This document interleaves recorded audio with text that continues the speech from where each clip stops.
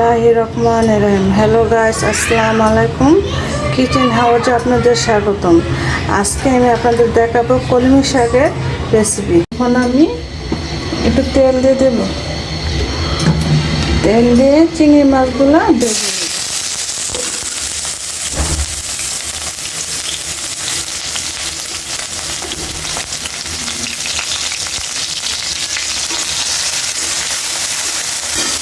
আমার চিংড়ি মাছগুলো ভাজা শেষ, এখন আমি নামিয়ে নেব। এখানে আমি দুটো আলু, দুটো বেগুন কেটে নিয়েছি, এখানে ভেজে নেব।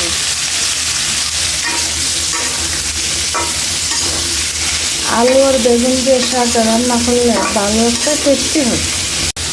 আমি এখানে লবণ, একটু হলুদের গুঁড়া দিয়ে দিলাম, দিয়ে আলুটা ভালো করে ভেজে নেব।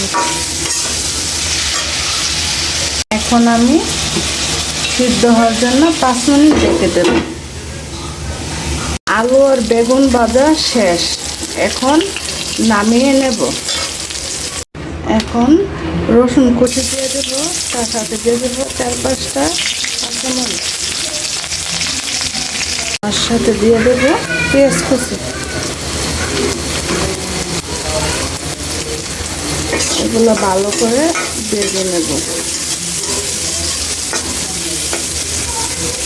রসুন আর পেঁয়াজ ভাজা শেষ, এখন আমি দিয়ে দেবো 1 চামচ মরিচের গুঁড়া, 1/2 চামচ হলুদের গুঁড়া, 1/2 চামচ জিরার গুঁড়া। আমার মশলাগুলো কষানো শেষ, এর মধ্যে শাকগুলো দিয়ে দেবো।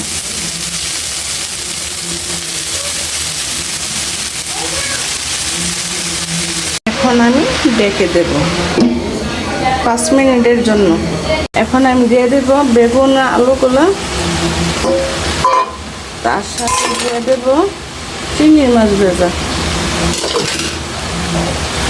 এখন হালকা নেড়ে নেব।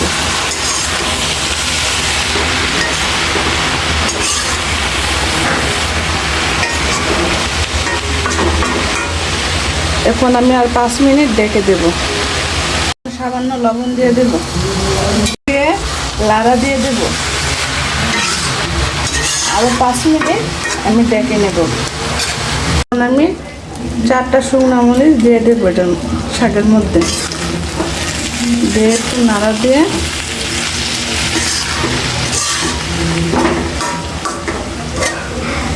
দেব। আমার রান্না প্রায় শেষ। যদি আমার রান্নাটা আপনাদের ভালো লেগে থাকে, অবশ্যই একটা লাইক দিয়ে দেবেন।